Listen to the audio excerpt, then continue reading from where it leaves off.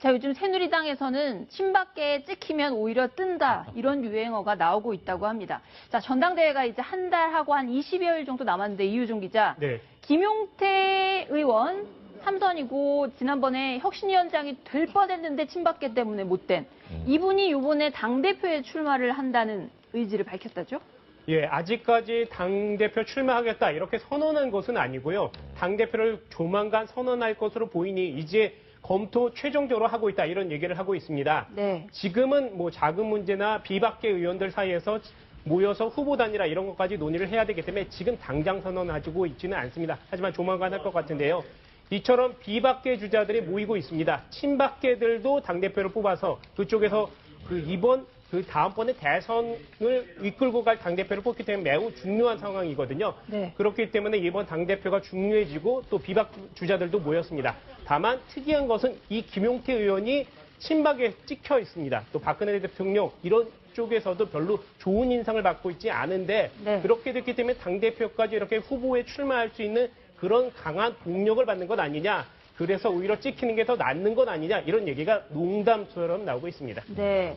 유승민 의원에 이어서 김용태 의원까지 단번에 거물급이 된 거 아니냐, 찍히는 바람에. 뭐 이런 얘기고요. 자, 이정은 차장, 친박계에서 아직 출마한다 선언 안 했지만 최경환 의원이 전당대회에 나간다, 이거는 상수잖아요. 네. 요즘에 식사 정치를 제기했다죠? 네, 주목되는 움직임입니다.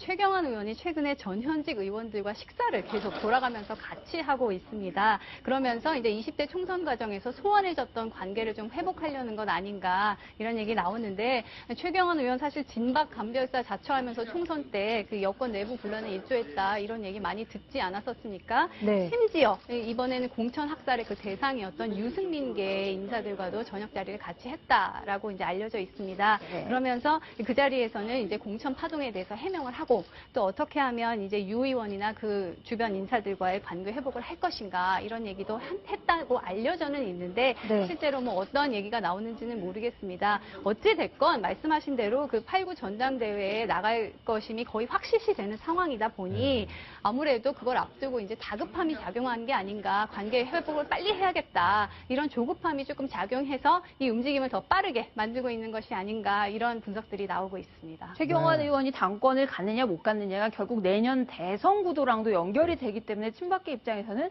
굉장히 중요하고 본인이 또 하든 원치 않든 나가게 되는 상황이 되지 않을까 이런 얘기가 나오고 있는 거죠. 네, 최경환 의원 경북 경남 지역의 맹주죠, 그렇죠? 그렇죠. 그런데 호남에서 당선된 새누리당의 이정현 의원 네. 이제 당권에 도전을 했죠. 오늘 의미 있는 발언했는데 같이 들어보시겠습니다. 사람들이 하지 않을 뿐만 아니라 제 자신이 친박 대표로 나서는 것도 아니고 변화를 좀 시켜야 되겠다 하는 그런 참신함과 그런 감동을 줄 수 있는 사람, 그게 필요해서 제가 나서는 것이고. 이제 사실은 네, 지금 오늘이 아니고 지난주에 한 발언이군요, 그렇죠? 최영일 평론가님, 네. 어떻습니까? 친박계에서 지금까지 당권 도전 의사를 밝힌 분들이 많이 있죠. 많습니다. 예, 어떻게 정리가 될 것 같습니까? 지금 비박계는 오히려 정병국 의원 1명 정도로 후보가 좁혀 있고요. 그런데 김용태 의원이 지금 손을 한번 네, 손을 든 든 거고요. 친박계는 지금 난립해 있어요. 네. 최경환 의원을 비롯해서 지금 이정현 의원, 강한 의지, 물밑 조정 없다, 단일화하지 않는다 이런 얘기도 했어요. 네. 거기 이주영 의원도 있습니다. 전 해수부 장관이죠. 네. 이렇게 이제 친박계에서 난립해 있는데 단일화 조정이 안 될 것으로 보여지면 경선으로 다 나온다는 얘기지 않습니까? 네. 그 최경환 의원을 상수라고 아까 표현하시긴 했지만 과연 당권을 누가 잡게 될지는 친박 비박을 떠나서 네. 사실은 지금 이 확률 변수가 굉장히 복잡한 상황으로 보여집니다. 네, 백성문 변호사, 네. 어떻게 전망하세요?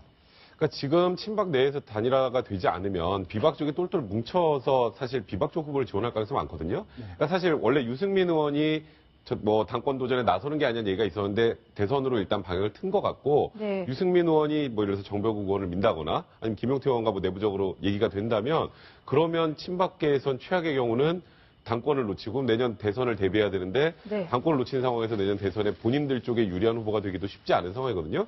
그러니까 친박 내에서 어떻게든 내부적으로 의견 조율을 좀 할 가능성이 높지 않을까. 지금 현 시점엔 다 난립해 있지만 네. 그래도 어느 정도 시간이 지나면 어느 정도 최소한 내부적으로 정리를 하지 않을까 하는 생각이 좀 듭니다. 자, 최용일 평론가님, 네. 우리가 여기 프로그램 시작하기 직전에 새누리당에서 발표를 했는데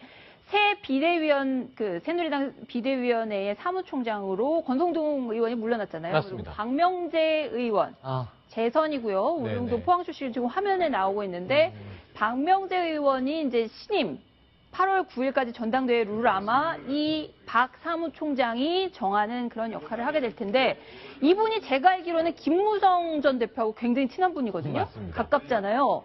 이 임명, 김혁 위원장이 어떤 의도를 가지고 이렇게 임명을 했을까요? 그래서 지금 사실을 보면요. 네. 권성동 사무총장이 물러난 이유가 지난번에 일괄 복당 문제 때문이다라고 네. 이제 추정이 되고 있는 거죠. 유승민 복당이죠. 누구도 그 얘기를 하고 있지 않습니다만 네. 유승민 의원의 복당이 포함된 일괄 복당. 네. 무소속 의원 모두가 다 들어갔는데요.